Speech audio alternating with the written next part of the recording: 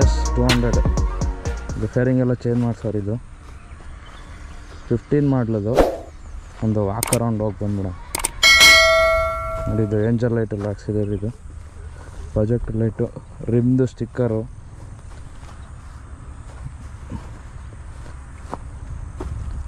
Full red, ಒಂಥರ Indian matte Ducati ಥರ ಇದೆ.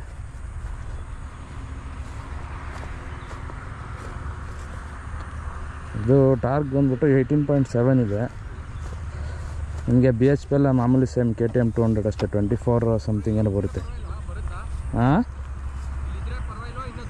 ಇಲ್ಲ ಸಾಕಿರಲಿ. ಅದು ಬ್ಯಾಕು ಅಷ್ಟೇ ಮಡ್ಗಾಡು ತೆಗೆದ್ಬಿಟ್ಟಿದ್ದಾರೆ. ಸ್ಟಿಕ್ಕರಿಂಗ್ ಎಲ್ಲ ಚೆನ್ನಾಗಿ ಮಾಡಿಸಿದ್ದಾರೆ. ಇವರು ಈಗ ಸೆಕೆಂಡ್ ಓನರು. ಡಿಜಿಟಲ್ RPM ಆಗಿದೆ. ಆದರೆ 22,311 ಓಡಿಸೋರೆ. ಸರಿ ಸೌಂಡ್ ಕೇಳಿಸ್ಕೊಂಬಿಡಿ. ಸ್ಟ್ಯಾಂಡ್ ಹಾಕಿದರೆ ಚೆನ್ನಾಗಲ್ಲ.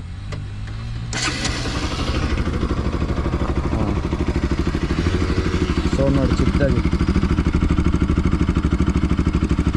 ಇದು ಚೈನ್ ಅಡ್ಜಸ್ಟ್ಮೆಂಟ್ ಇದು ಫುಲ್ ರೈಸಿಂಗಲ್ಲಿ ಒಳ್ಳೆ ಮೈಲ್ಡಾಗಿ ಕೇಳುತ್ತೆ ಸೌಂಡ್ ನೋಡಿ.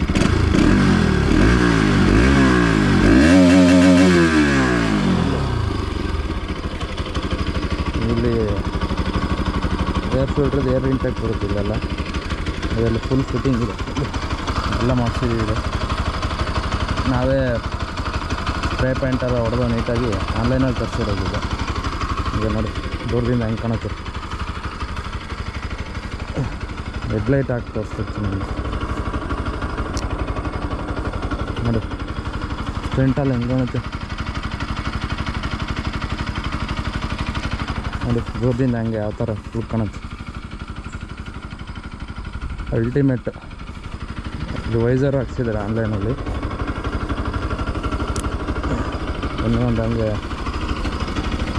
ರೈಡ್ ಹೋಗ್ಬಿಡೋಣ ಹಂಗೆ.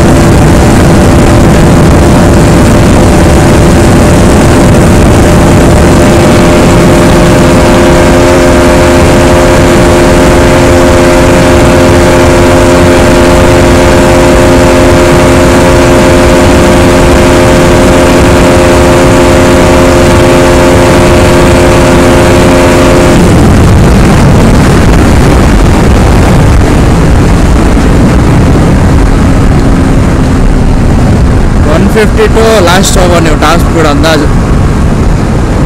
ಇಂಡಿಯನ್ 200cc ಎಲ್ಲ ಅಷ್ಟೇ ಜಾಸ್ತಿ ಹೋಗೋಕ್ಕಲ್ಲ. ಚೆನ್ನಾಗಿದೆ ಬೈಕ್, ಪರವಾಗಿಲ್ಲ. ಇಂಡಿಯನ್ ರೋಡ್ಗೆ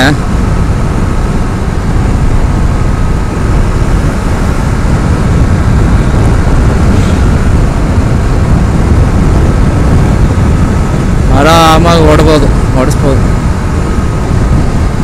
ನಮ್ಮ ವಿಶಾಲರು ಫುಲ್ ಎಲ್ಲ ಸ್ಟಾಕ್ ಸ್ಟಿಕ್ಕರ್ ಎಲ್ಲ ತೆಗೆದುಬಿಟ್ಟಿದ್ದಾರೆ. ಫುಲ್ ಲುಕ್ ಲೈಕ್ ಡುಕಾಟಿ ಆಗಿಬಿಟ್ಟಿದೆ. ಇದು ಬರೋದು 35 to 40 ಬರುತ್ತೆ.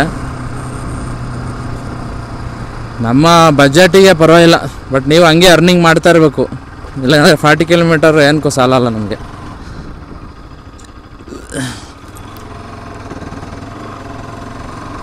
ವೈಸರ್ ಒಳ್ಳೆ ಕ್ರೇಜಿ ಆಗಿದೆ. ವೈಸರ್ದು ಕೆಳಗಡೆ ಫೇರಿಂಗ್ದು ಎಲ್ಲದು ಲಿಂಕ್ ಕಳಿಸ್ತೀನಿ ಆನ್ಲೈನ್ದು. Chains packet ಬ್ರಾಸ್ದು ಹಾಕ್ಸಿದ್ದಾರೆ ರಲಾಂದು.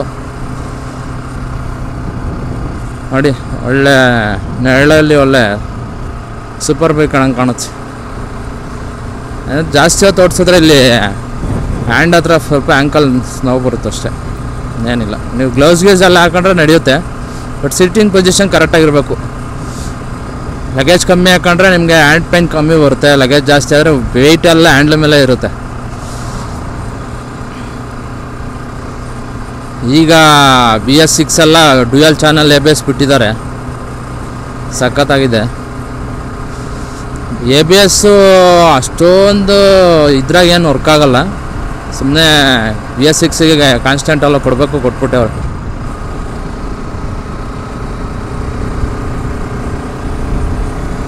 ಆರಾಮಾಗಿ ಓಡಿಸ್ಬೋದು, ಲೈಟ್ ವೆಯ್ಟ್.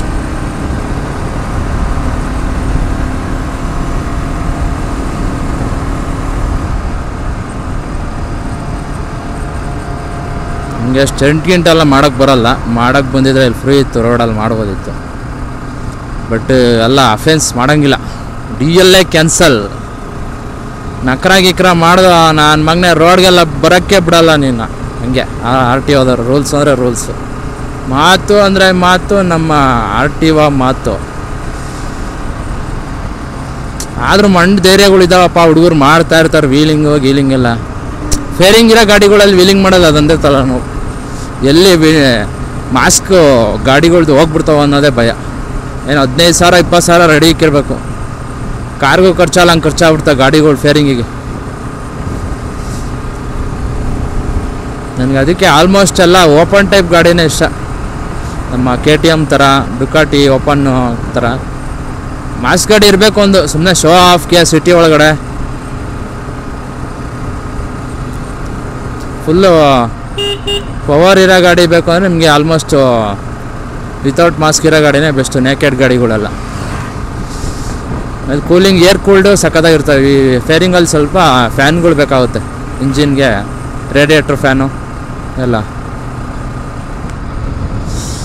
ಸರಿ ವೀಕ್ಷಕರೇ, ಮುಂದಿನ ವೀಡಿಯೋದಲ್ಲಿ ಸಿಗ್ತೀನಿ. MT-15 ವೀಡಿಯೋ ಮಾಡ್ತಾಯಿದ್ದೀನಿ, ಅದರದ್ದು ನಾಳೆ ಹಾಕ್ತೀನಿ ವೀಡಿಯೋ. ಅಲ್ಲಿವರೆಗೂ ಆರಾಮಾಗಿರಿ, ಬಾಯ್.